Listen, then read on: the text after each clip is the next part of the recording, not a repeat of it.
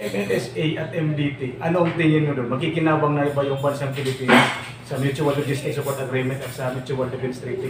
Ang sa akin, kasi una-una, lahat ito na mga treaty kasi subject pa rin sa concurrence ng Congress nila. So madalit sabi, yun nga yung dapat i-fast track natin yung self-reliance defense posture program natin na hindi tayo dependent kahit sinong superpower ba. And huwag tayo masyadong aasa kasi sabi nila hanggat kailangan daw magantay tayo, may na sundalo natin bago ma-invoke yung treaty, di ba?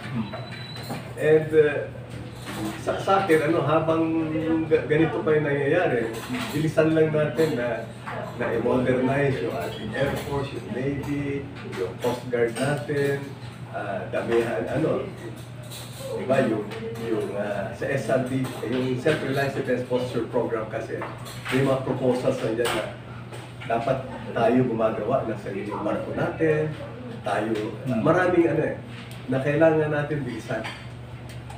Yeah. So yung kasagutan doon, huwag natin masyadong aasa doon sa kasi pa yan, idadaan kami na sa Congress nila. Colonel, yung nabanggit nyo kanina tungkol sa China, nakikita ba natin na anong tingin mo doon sa paglalagay ng mga Pugo Hub sa bansa? Sa paghahanda sa pag-angkin nila ng West Philippine Sea, may nakita ka bang related? Kahit sabihin natin nangyari kasi may mga yung precedents kung tawagin natin. Nung panahon na bago dumating dito yung mga Hapon, may mga sleepers na sila, di ba? Yung mga nagtitinda kung ano tinda ko nila. And then later on, mayroon pala silang posisyon sa Japanese Imperial Army. So, i-expect natin yan. Kaya nga, sa akin, na posisyon ko, kung napanood ninyo, napakinggan ninyo, yung iba mga interviews ko, pagpatungkol doon sa araw ng kalayaan, di ba? Sabi ko, nagbiro sana, maligayang araw ng kalayaan sa atin, sana makalaya na tayo sa Pogo. Sir, for the record, what is your take about foreign assistance? Yung foreign assistance kasi, alam mo, gaya na ang bansa natin kasi sabi ko nga, hindi tayo talaga ganun dahil sa daming gulo dito, aside from yung global na problem ba, meron din tayo internal problema. Welcome yan. Hindi natin, isipin mo kung wala kang foreign assistance, wala kang anong ma-expect mo sa atin? Wala, di ba? Kung yung ating budget nga na dapat napunta sa taong bayan, yung taxpayers money, yung iba napupunta sa bulsa, yung mga political, corrupt, di ba? So, welcome lahat ng pwedeng magbigay ng tulong sa atin. Sir, reaction mo sir sa problema ng ating mga kasundaluhan ngayon. Dahil yung mga sundalo natin, especially in Samar na nasa dito sa Samar area at saka dito sa Region 8, nagreklamo sila dahil yung combat pay nila hindi pa naibibigay ng Armed Forces of the Philippines. So, umaasa yung ating kasundaluhan na nakikipaglaban para sa kapayapaan ng ating bansa. Pero yung government naman natin, lalo na especially yung EFP, hindi naman sila tinitingnan yung problema nila. Alam mo I have to find that out kasi ang combat pay, kasama yan automatic na ibibigay. Regular yan. Hindi ko maintindihan kung bakit may delay. Ang combat pay kasi talagang kasama na yan sa yung pay nila na on top of that, kasama na yan. I don't think na ganyan yung problema, Oh, yung combat pay niya.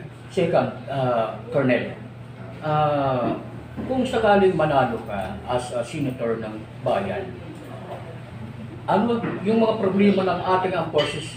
Kasi marami na yung nagsasabi na titingnan natin ito, tutulungan natin ito ang ating mga kasundaluhan. Pero pagdating ng panahon, nandyan na, nakaupo na, bali wala na. Ang sagot ko yan, Nawawala na yung mga pangarap. ang sagot ko dyan, subukan niyo. Yan. Balikan lang po natin doon sa Cebu. When nakakamoto, ngayon lang naman lahat ng mga government officials nandun pa muna because nakikita natin yung naging resulta nito. Sa presidential debate, isa lang yung hindi po. Sir, we are not experiencing this. Pero nakikita natin ngayon, are we in favor pa rin ng lagay tayo ng pogo? Alam niyo yung una, ang alam ko kasi, ang pasihan yung time na yan. Yung nga yung sabi ko, napapago yung panahon na yan. Nung panahon na yan, yung economic benefits niya, maganda, diba, nakita natin. Pero in the long run, we saw na kung paano naka-apekto sa atin.